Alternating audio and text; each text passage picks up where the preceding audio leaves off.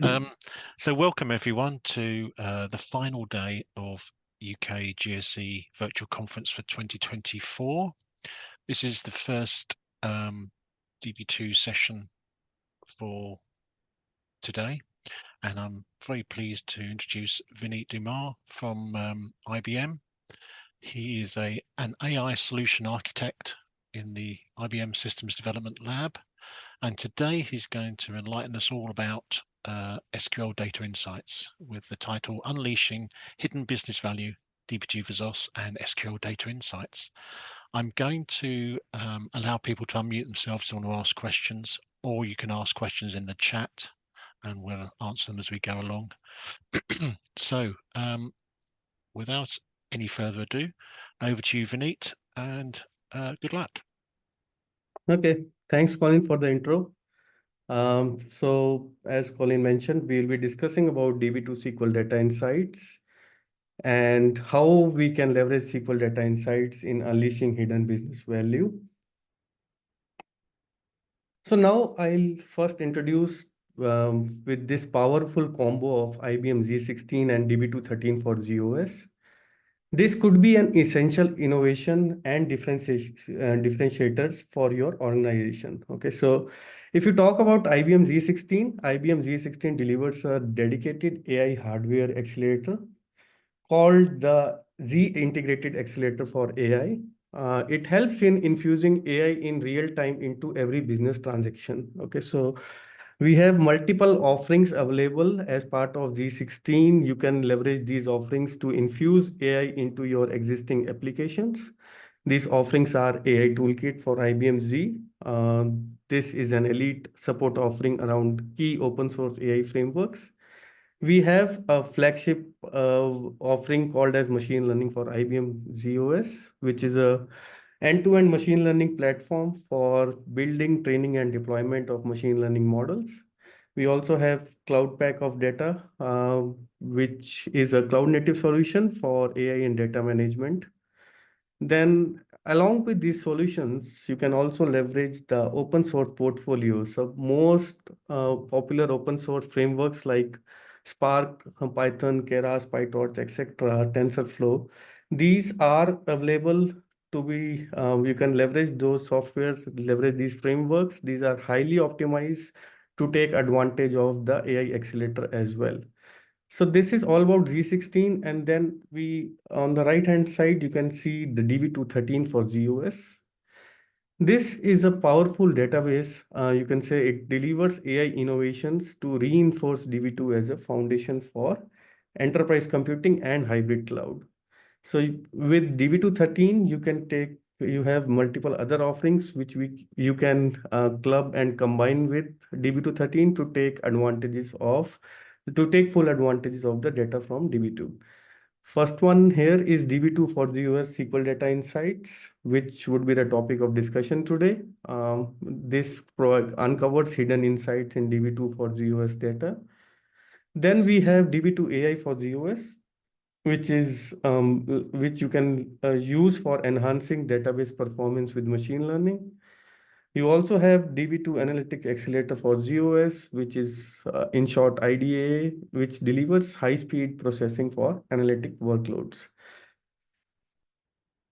So talking about the Z16, okay, so Z16 is industry's first dedicated on-chip AI accelerator. You can use it for real-time AI inferencing without affecting your SLAs. It has centralized on-chip accelerator shared by all cores. You can, with that, you will achieve very low and consistent inference latency and scalable capacity. You can scale your AI models without affecting your SLAs. You can increase the throughput by leveraging Z system. Also, you can deploy a variety of AI models ranging from traditional machine learning to deep learning models. So if you are building your models on Z, you are deploying it on Z. With that, you are also embracing data and transactional gravity. Having said that, since you are co-locating your machine learning models with your data, with your application, close to your applications, you are also not compromising on security. You are taking full advantages of Z infrastructure. Your data remains in place. So that's why there is no compromise on security as well. And then finally, you can take advantage of AI Accelerator with various AI offerings which are specifically optimized for leveraging the AI Accelerator. So this was about Z16. So now I would like to expand more on the DB2 13 feature, that is the DB2 SQL data insights. So traditionally, if we want to achieve a single goal, any problem through machine learning models, generally we have to write a single machine learning model to achieve that goal. For achieving multiple goals, you need to write multiple machine learning models. In doing that, mostly what happens, like data relationships and insights are often unaccessed. Those are unidentified and therefore unmonetized.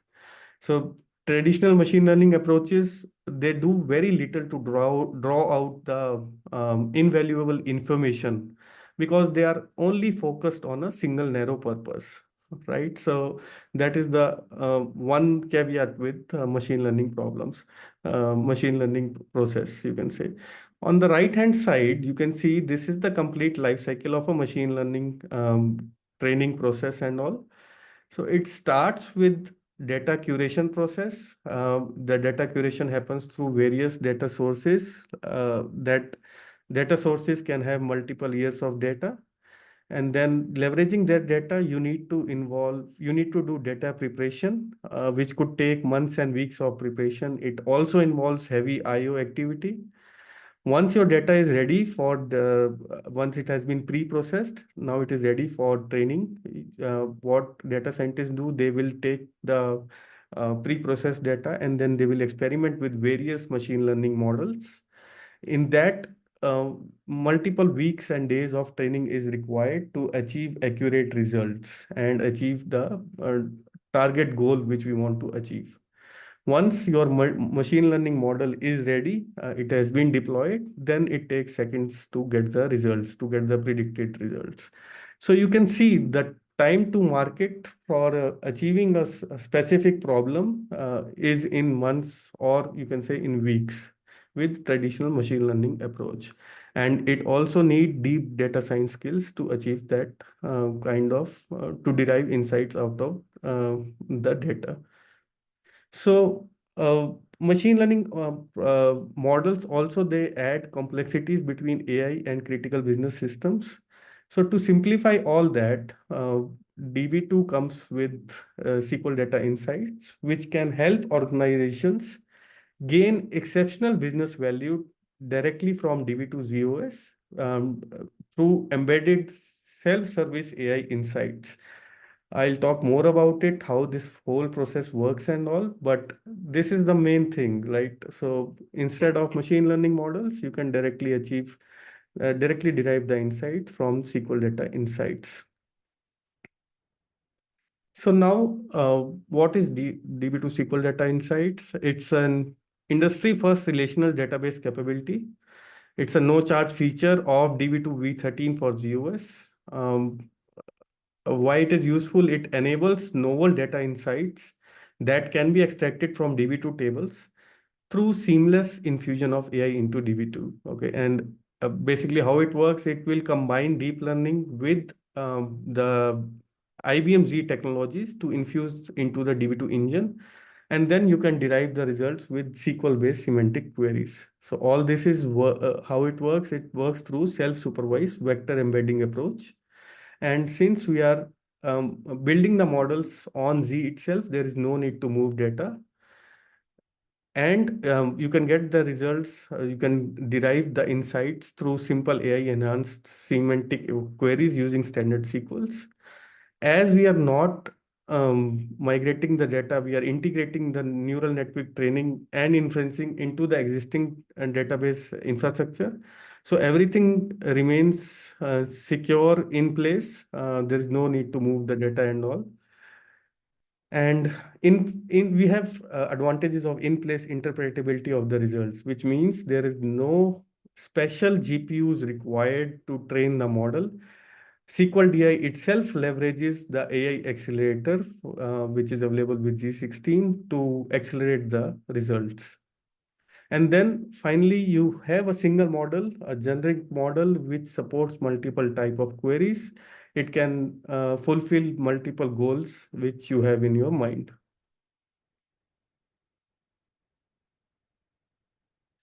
So next, I would like to talk about few core concepts, how on what techniques SQL Data Insights is based upon. SQL Data Insights, it's actually a self-supervised neural network approach, which is based on a technique called as word embedding. Word embedding is actually a technique which is used in deep learning to represent words as vectors of numbers. These vectors actually, what it does, it will capture the semantic relationships between the words based on their context. So extending this vector embedding or the word embedding technique, there is an approach called as database embedding, which SQL DI leverages.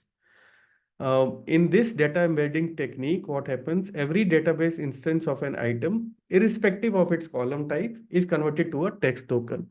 I'll talk about this with an example in upcoming slide as well. But this is what happens, like you can view a database record as an unordered English-like sentence of various text tokens. Okay, so each column each column and column values would be arranged in form of a text token. And then once you have converted this text token into your meaningful vectors, relationships are being derived. How the relationships are being derived? They are derived by measuring the distance between the vectors, or you can say between the rows and columns. So once your model is ready, it is stored in Db2 table. You can exploit the train model to enable new SQL semantic queries. You have multiple AI functions available, which you can leverage to get the desired results. So we'll talk about that as well.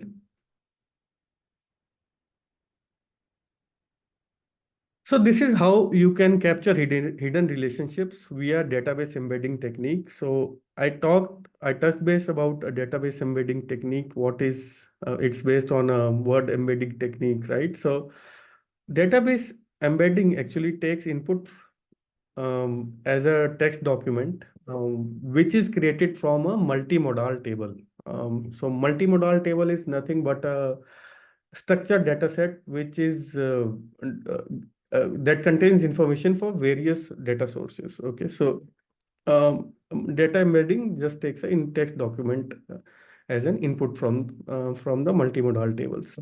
Then once you have the input, database embedding technique, it will build a large database model of embedding meaning vectors. So large database model is something similar to large language models, if you would say, which falls under generative AI category and all, right? So it's similar, something similar to that.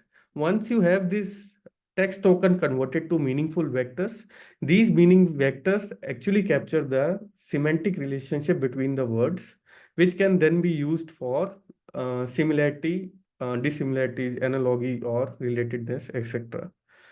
On the right hand side, you are seeing a snippet of the table here. There are few rows from a DB2 table. You have cust ID, date, merchant state, category, etc.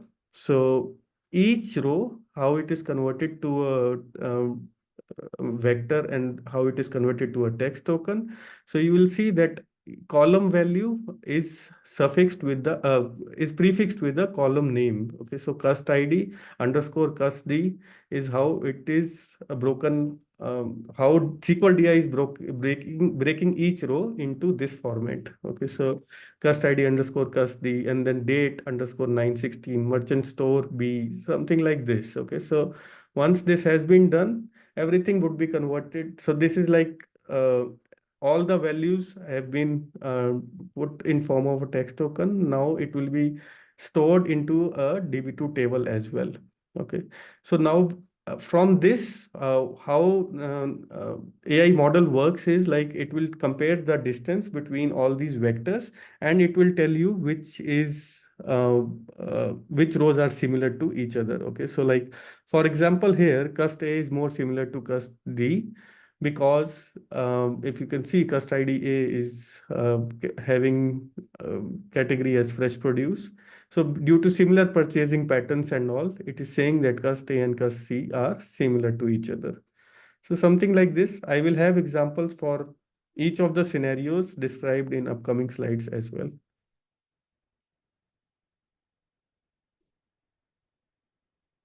Okay, so now I'll just talk about a high level overview of DB2 SQL data insights.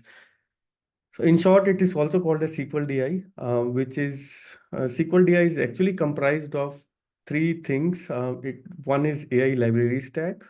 Second one is a data and query engine. And third one is a web application. Okay, so the down bottom half, you can see the AI library stack, which is provided by the Z Deep Neural Network Library. It's a component that resides natively in zOS. It is available with zOS 2.4, 2.5, and 3.1. Already there. So after the AI library stack on the left-hand side, you can see the data and query engine, which is the DB2 for zOS, of course. It provides services for your services for your semantic queries, like you can have built-in functions also, SQL DI catalog tables. Everything would be there in DB2 itself. Then on the right-hand side, you will see the SQL DI web application, which leverages the analytical framework of machine learning for Z and the runtime engines of Spark. So Spark is being used for pre-processing of the data. So once your model is ready, everything is set, you can leverage the AI functions. Output is in forms of SQL, which can be used directly in any applications. So that is the beauty of the SQL data insights. There are no need to write any special application programs to consume the results of the machine learning model within your existing application. With simple AI functions, simple SQLs, you can derive the results and consume it directly into your applications.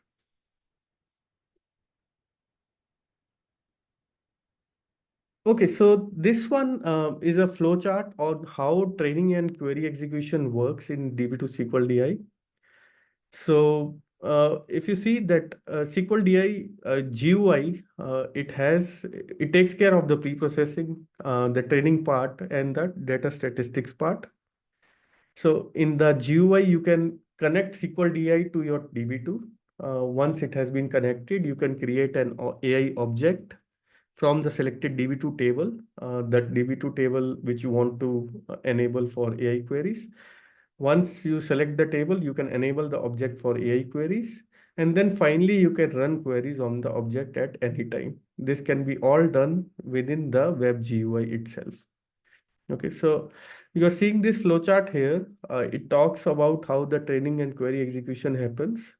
The purple arrows are how the training happens, and the runtime is represented by the blue arrows. So it starts with the Spark cluster. So a Spark cluster, what it does, it will do the pre-processing. It will convert the rows to DB2 to the text tokens. Sorry. So once it has been converted to text tokens, SQL DI uses the zOS AI capabilities. The box you are seeing in middle, that those are the zOS AI capability stack. Basically, it is a deep neural network library stack, which is used for training the models. Okay, so once the model has been trained, the text tokens are converted to the numeric vectors. So it happens from rows to text token to vectors. Okay, so these vectors actually represent the inter-column and intra-column relationships. Okay, so it's a complex process, obviously, but this happens everything behind the scenes. DB2 take care of the training part. You just need to enable your objects for AI, and then you can just invoke through AI through simple AI functions. So once your model has been trained through ZDNN libraries, SQL DI uses the load utility, the simple our DB2 SQL DB2 load utility to load these trained models into the DB2 tables. For each table, there will be a DB2 table which will be created behind the scenes, which will store the model training data. Okay, so everything rows to text tokens to vectors. These vectors are stored in the DB2 tables. Vineet, there's a question on the chat Okay. from Darren asking, does the SQL DI engine benefit from, or is it built upon Watson framework, or is it completely new, created for relational data? Now it is based on machine learning for Z. The analytical engine is based on machine learning for Z. The pre-processing part is based on the Spark cluster. It leverages the Spark cluster. Dhiren, I hope it answers your question. Yes, I think it does. Thank you. Okay, sure.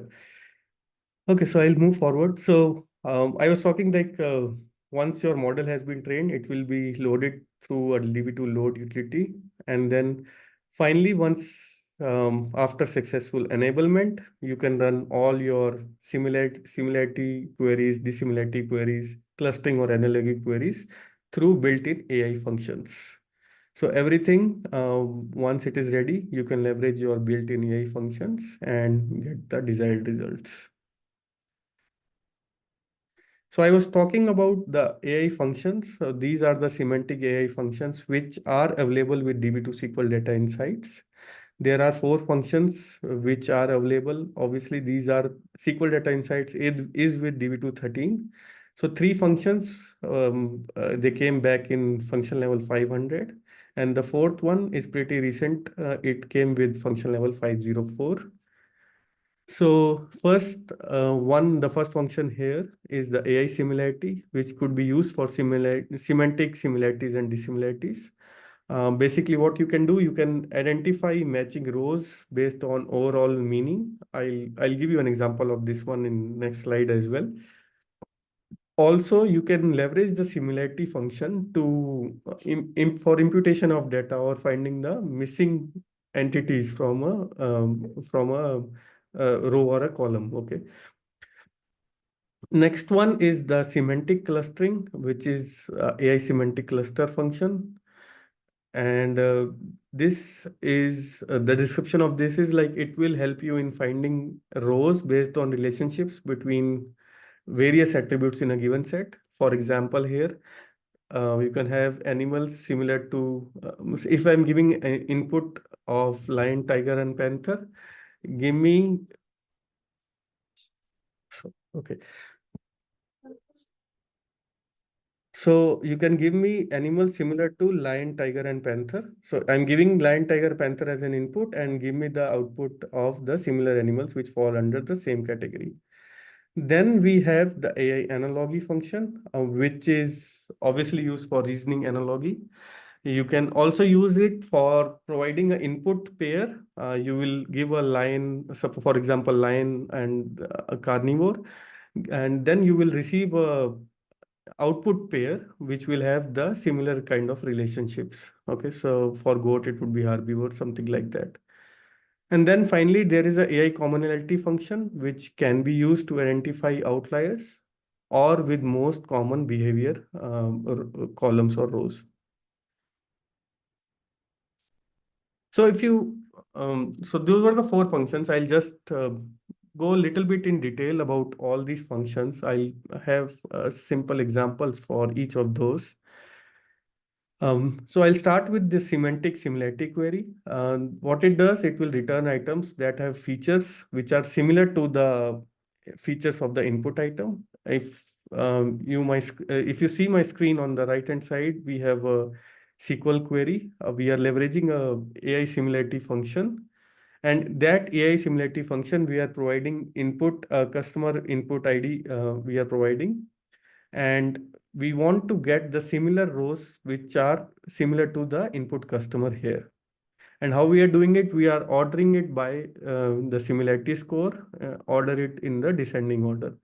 So obviously the higher the similarity score, the more similar it would be to the input value which we have provided.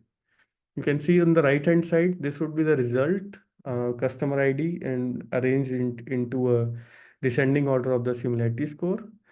And bottom of the screen, you can see the snippet of the output, 5 rows, which are similar to the input row, which we have given as input. So this is basically a churn table wherein we have shown the results of a potential customer who is likely to churn or who has already churned. So give me, we are asking DB2 that give me the results of similar rows which are likely to churn. So you can see the output here. The rows are pretty much similar to the input row provided here, right? So how we can use these queries? We can use similarity queries to find various group of similar entities to decide on market segmentation, or you can use it for finding a group of customers that behave similarly to other groups. This could have applications in various fields like retail, finance, and insurance industries. Right. So this one is a pretty easy function. You will be able to relate it quickly with this one. So similar to this, we have dissimilarity query. It's completely opposite of the similarity query. The function is same. What it does, it will return the items that have features which are different from the features of the input item. So right hand side, you can see the example here. We are providing the input, same customer, and this time we are arranging the rows in ascending order of similarity score. So obviously what will happen now, you will see the similarity score is in negative now. And the rows which are the results, the resultant rows are dissimilar to the input row. So it's just, this is the beauty of this AI function, right? So just by just by ordering in ascending or descending, you can find the similarities or dissimilarities between the rows. So what are the applications of this one? You can use dissimilarity queries to find outliers from the norm, obviously. And then this could have applications in various industries like financial anomaly detection or fraud detection, etc.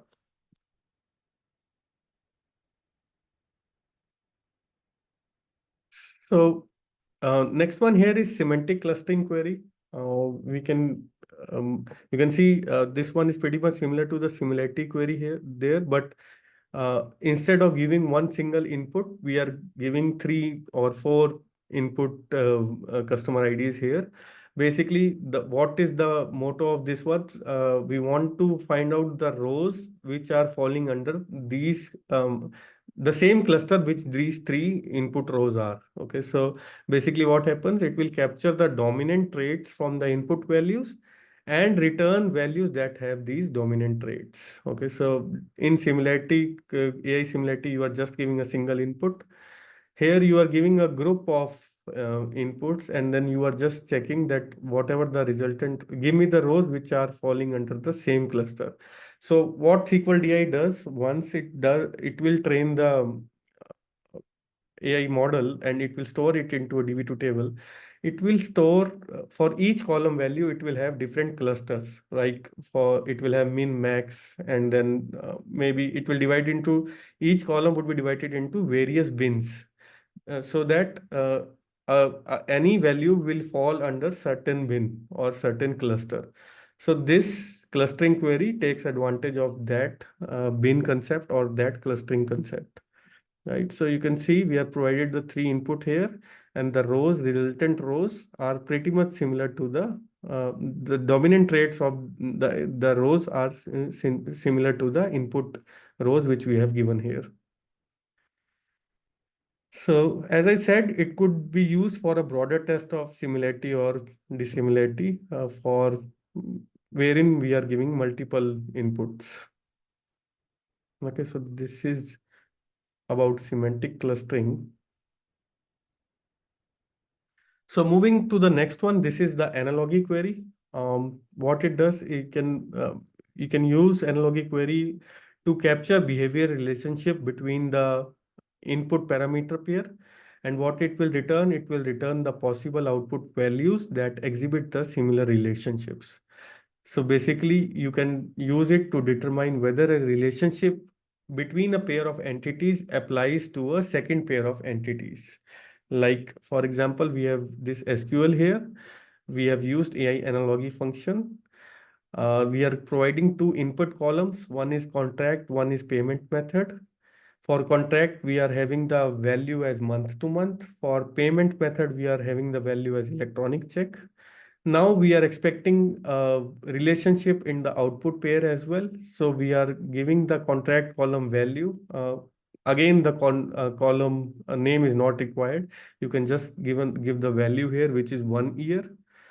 And you want to get the analogy for the payment method. Okay, so suppose if month to month is related to electronic check, what is related to the 1 year contract method? So we have found the rows now. We can pick up the topmost row from here, which is having the more analogy score. So for contract 1 year, the analogy could be payment method of credit card.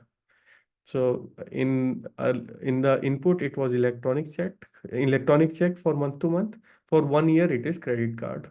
Okay, so basically, what it does, you can use these type of queries in identifying or determining whether a customer has a preference for a product and whether other customers have the same degree of preference for other products. So basically, it is like a you can it can be used for exhibiting relationships in the entity pairs. So that is about the analogy query. Finally, we have this semantic commonality query, which came just recently in function level 504. So as I said earlier, like all vectors or all rows of are compared against a logical center vector of the same type. So uh, what this commonality does, I'll just explain give you an overview. So this commonality query identifies the entities in records that exhibit the most common or uncommon patterns. So that is the major use case of this AI function. These common behaviors applies to a column behavior. Okay, so how SQL DI does it? It will take the most similar or closest feature, which is closest to the center, and that feature it says that it is the most common behavior. And if it is farthest from the center vector, it will say that it is an outlier. So what you are doing, we can use these type of queries if you want to detect the most common behavior or you want to detect the outliers. So in those use cases, this AI function could be considered. So it's a pretty recent one. You can start exploring that if you have SQL DI capabilities.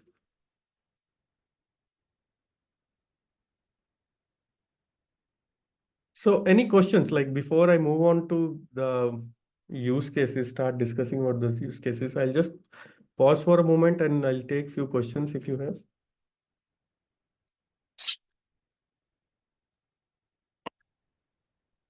My chat is on the other screen. Yeah.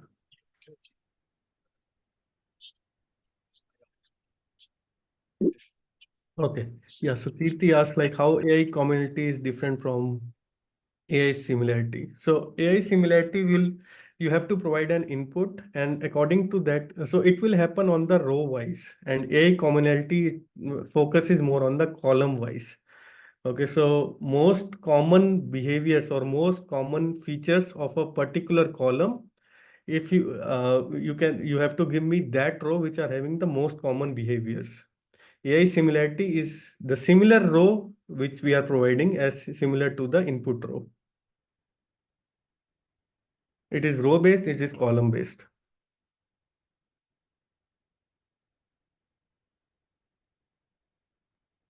Is that okay, Kurti?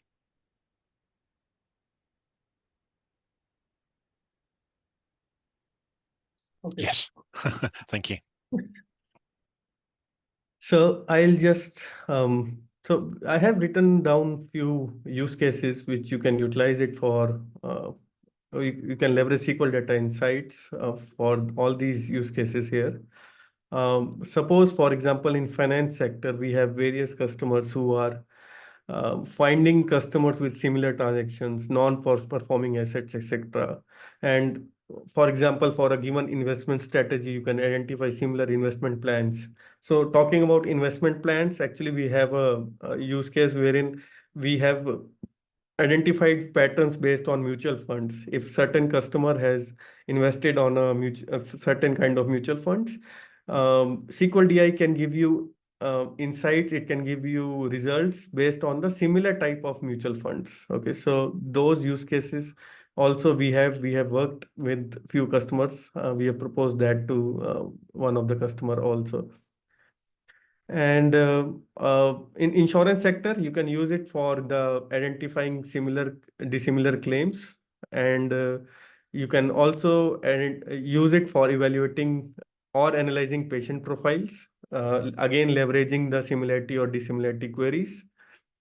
In customer analytics, we see a lot of traction in using in achieving the customer churn analysis. Okay, so customer churn analysis is a use case which is applicable in many industries. It is applicable in telecom sector. It is applicable in insurance sector. So it basically it identifies if a customer is likely to churn or not. Churn means he is likely to withdraw from the services or not. So those kind of use cases are existing, and you can leverage SQL DI to achieve these kind of use cases. In HR also, you can find employees with similar skills or similar different experience skills, right? So this could be again a use of similarity queries. One more use case which I've written down there in the last line is the entity resolution and data imputation. So this is basically like if you have any missing values for a column, you can impute it leveraging the SQL DI. It will leveraging the AI functions. It will try to impute the missing value with the relevant value. It will give the prediction for that value, and you can impute that column value with the predicted value.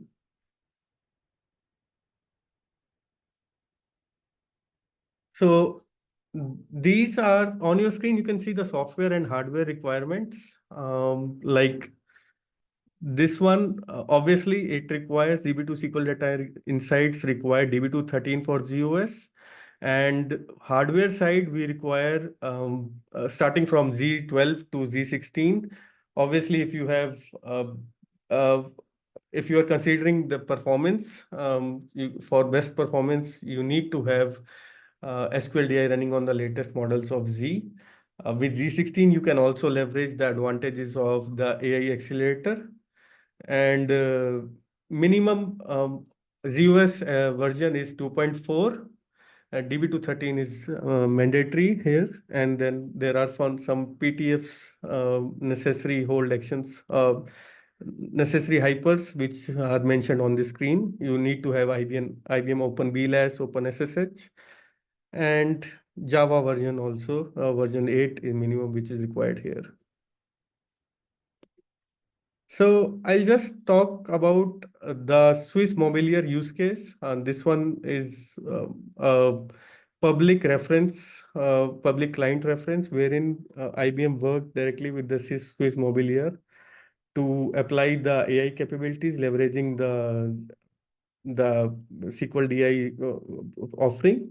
And what we did, we predicted the acceptance of a contract based on the customer's behavior. So this resulted, if we compare this with the traditional machine learning models, it resulted in accuracy of 94%. Also, one more advantage was the same model was being used for other purposes like churn analysis, etc. So this is one of the use case.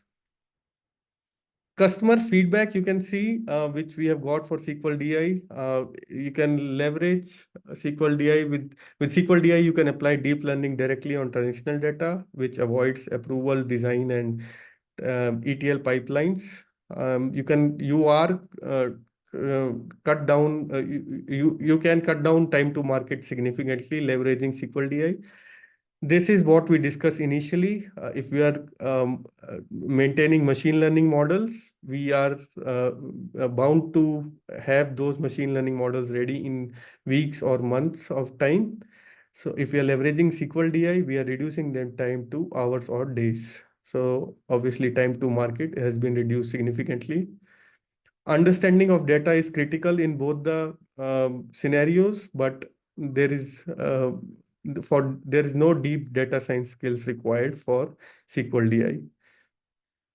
Results are quite accurate. I talked about the 94% accuracy in the previous use case. One of the limitation you should be aware that model training actually utilizes large amount of system resource. So you need to start small and set up your appropriate goals in WLMs. So now I have 10 minutes, 10 or 15 minutes pre-recorded demo. This I did so that to just save time here, and then I'll just play it here and let me know if you have any questions.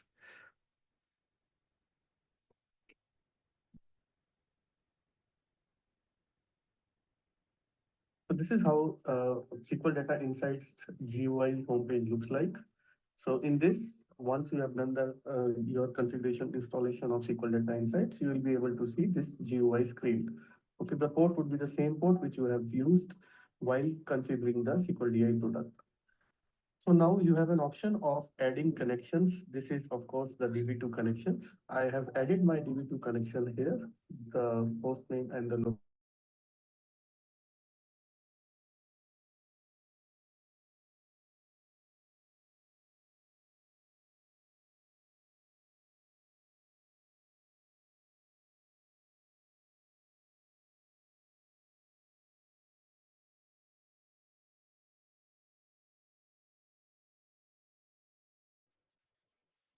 Vineet, the sound seems to have stopped for me. I don't know whether anybody else can hear it.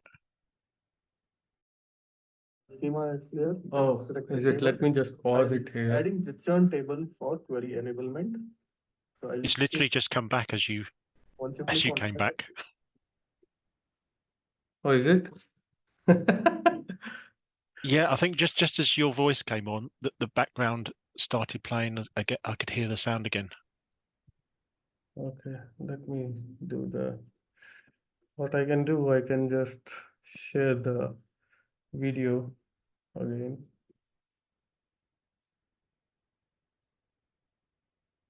One of the table is already added for AI as under AI object. Now you can see we can add few more objects Yes, to good now. query enablement by clicking on add object. Select the schema here.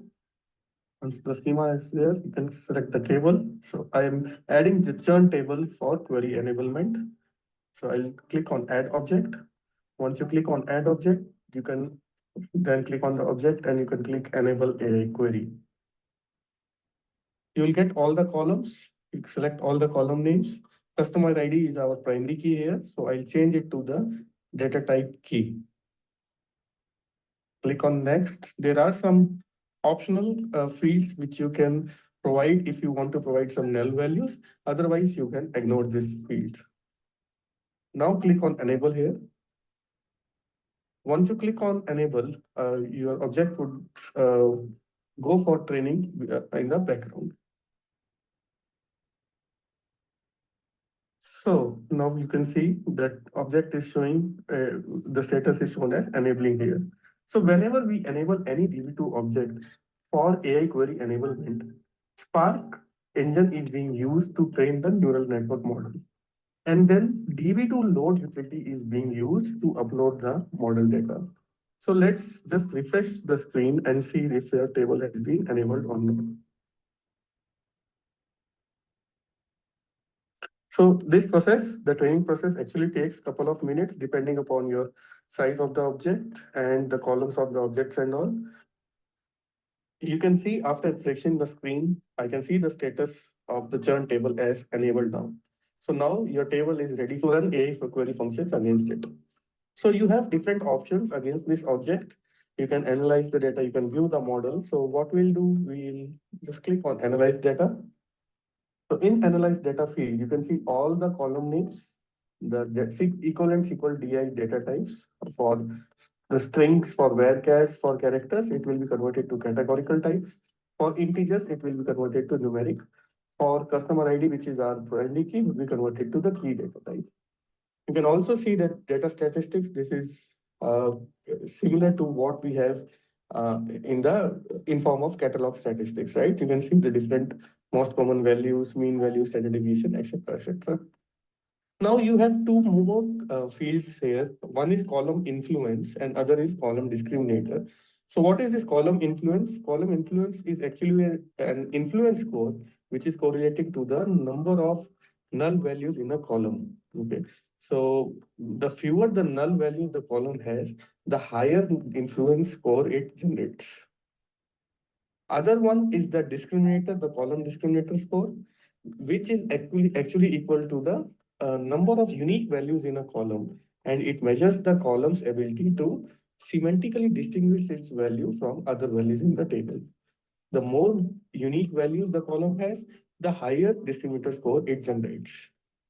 Right? So this is how you can analyze the data under the object. So now there is one more option here, which is provided for running queries. So you can click on run query here.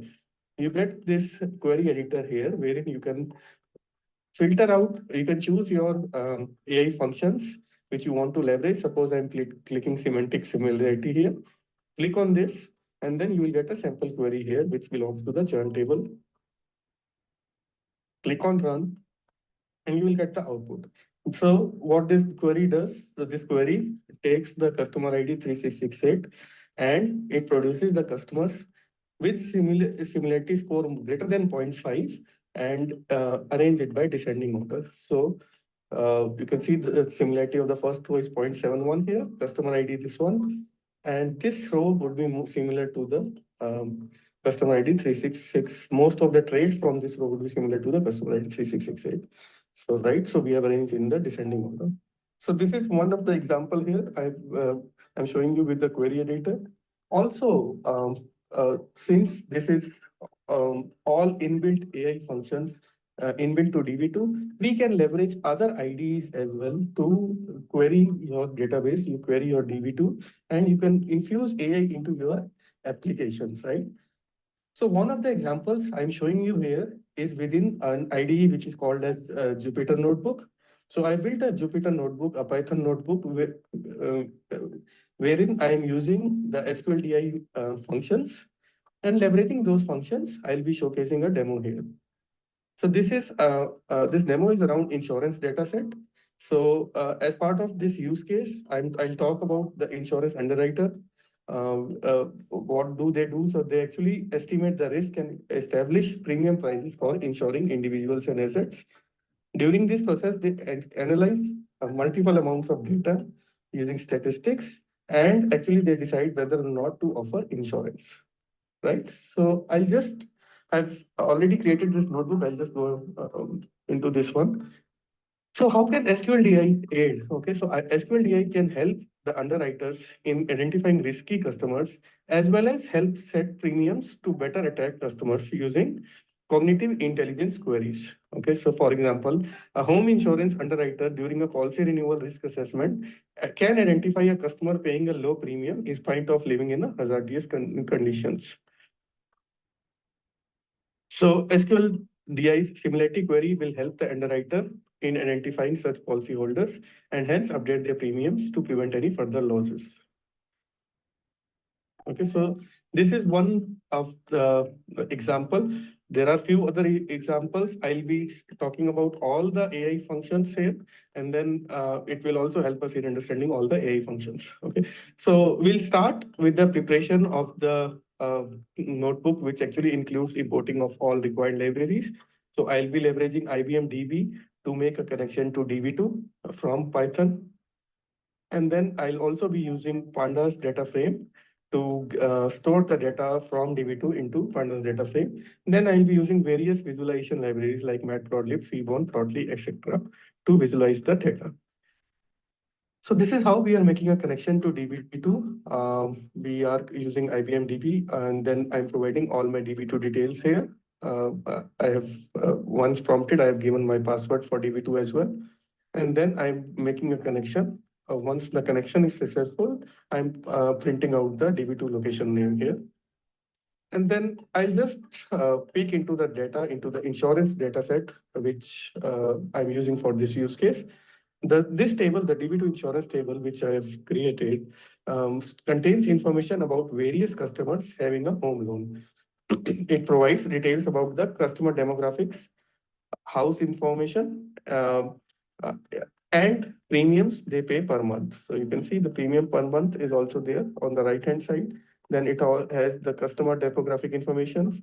It has the house information, whether the uh, whether the house, what is the house value, what is the fire hydrant distance, and then living area per square feet, construction style, etc., etc. So you can see all the demographic features here, house information feature here.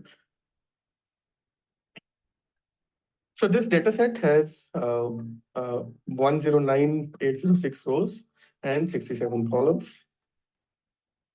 So just for your reference, this is how data visualization is being done in conventional way, leveraging the Python libraries, the visualization libraries. Okay, so this is, I've done it for a few of the columns here, like for marital status, single, how many percentage are single, married, and education level is less than high school, associates, etc. Then the construction style, wood frame or concrete, etc. Right? So this, I've used Plotly libraries for this one. So now how can we leverage SQL DI and how can we help or make life easier for the insurance underwriter leveraging SQL DI? Okay, so I'll start with AI similarity here. I have a few examples leveraging AI similarity. What AI similarity does, it will match rows or entities based on overall meaning. Okay, so we can arrange it via similarity or dissimilarity, right? So first example here is obviously leveraging AI similarity function. I am using, so in this one, we are checking for the houses on the West Coast, which are actually bolted to foundation. Okay, so the US Coast, I'm taking into consideration here. And let's see if the SQL DI captures that. Okay, so I've written a query here wherein I'm leveraging AI similarity and I am checking for the column bolted to foundation, right? And then I'm arranging the rows in the descending order, fetching only first five rows. Okay, so once I'm getting the output, you can see the output. So California, Washington, Oregon, these are having the similarity, high similarity scores. Okay, so if you see California and Oregon, Washington, all three are in the west coast, right? So obviously SQL DI is giving the correct results here. Then second example here, so this is one of an example here wherein it came to a notice that a certain customer who has a house with a large distance to a fire hydrant was paying low premium. Okay, so the insurance underwriter would like to find other customers and charge them appropriately. So this is usually how uh, uh, visualization is being done without SQL DI, of course. Okay, so I'm just checking for the fire hydrant distance. On the y-axis is the fire hydrant distance. On the x-axis is the premium per month. So you can see there are few houses with a large fire hydrant distance and still paying less premium, right? So we have to identify those customers, those houses through SQL DI. So again, I'm leveraging AI similarity query here. We have picked up one customer whose license number is this, and we are asking DB2 SQL DI to identify similar customers to this customer and give us the output, right? So once we um, get the output of this query, you will see the fire hydrant distance of all the top five rows is more, right? So these rows are similar to this, the license number provided here, right? So what insurance underwriter can do now, he can identify these similar rows and he can increase the premium accordingly. So second function here is AI semantic cluster. This computes a semantic clustering score of a member argument against the set of clustering arguments. Okay, so we can see, I'll clarify this with examples. So first example is we'll be providing few earthquake prone states and we'll be receiving an output which will also be an earthquake prone state. Okay, so let's see here, I'm making use of a semantic cluster function, and then I'm providing three states, Alaska, California, and Hawaii, as input. So these states are already prone to earthquake. So we know that they are prone to earthquake. So that's why um, we want to identify other states which are similar to these states. Okay, so leveraging SQL DI, we'll arrange it in descending order. And the output, if we see, it will be in form of a similarity score. And obviously, we'll also get the state information here. So Washington, Arizona, Utah are pretty much similar to, as per SQL similar to Alaska, California, and Hawaii, and hence they are also prone to earthquake. So this is a AI semantic cluster example. One more example of semantic clustering is we are identifying people who have a high valued house and no recent updates. So we'll be providing one input of the such customer, and when we finding similar customers and increase their premiums. Okay, so this is how I've leveraged visualization scatter plot.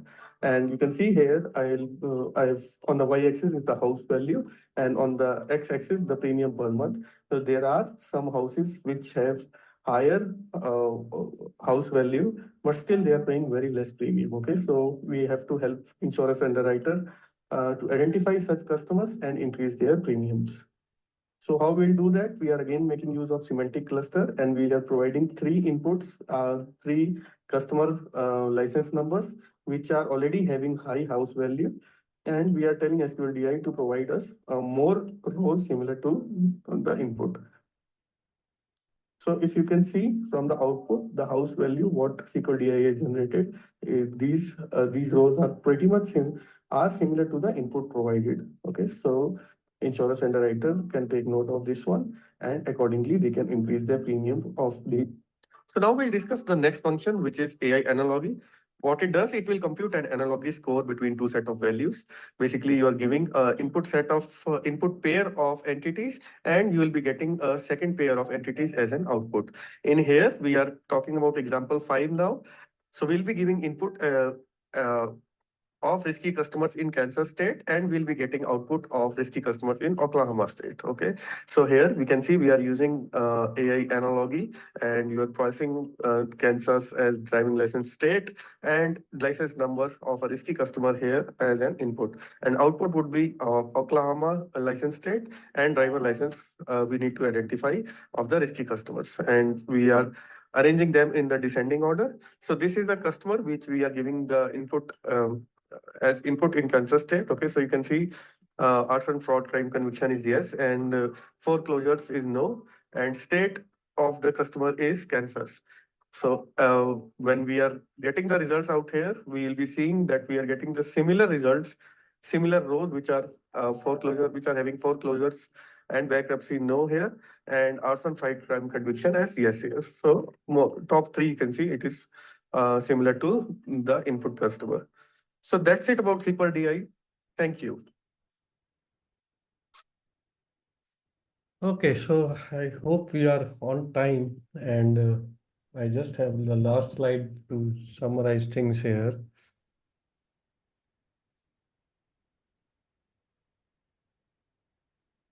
Sorry, apologies for the issues for the technical glitch. Okay, so I'll just summarize it here. So SQL data insights, with leveraging that, you can power any DB2 for IBM zOS application with AI enhanced SQL. You can uncover and monetize hidden insights within your data. You can also identify similarities, dissimilarities, and correlations. And you can get interpretability out of the box without any GPUs, leveraging the AI accelerator. Single model could be used for achieving multiple goals, and you can minimize AI deployment complexity. There are very less deep data science skills required for insights, SQL data insights. So with that, that's about my session. You can submit your feedback. Thank you. Thanks, Vineet. That was brilliant. There's one question which might be difficult to answer because it's kind of referring to a probably moment in time on your session. It's Dylan says the predicted value seems interesting. Any insights into that? Is that by mean, by forward fill, backfill, or based on supervised learning done on the data? Okay, where is that? Dylan says he'll probably get in touch with you a bit later. He's got to go, I'm afraid. Okay, okay. So we can Okay. get those answers Yeah, later on. catch up with you on the email. Okay. Well, any other questions?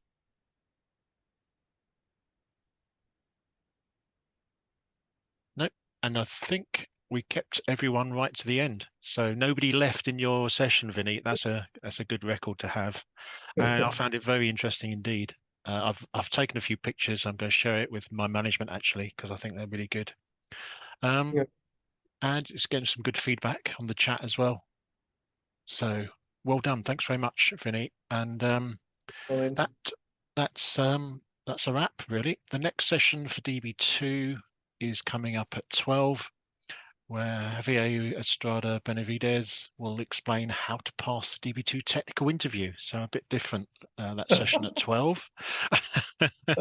But could be useful for people going for an interview. It's a long time since I did one of those, but it's good practice. That starts at 12. Until then, grab a coffee and see you the other side of that break. Thanks very much, everyone. Thanks, See you everyone. soon. Bye.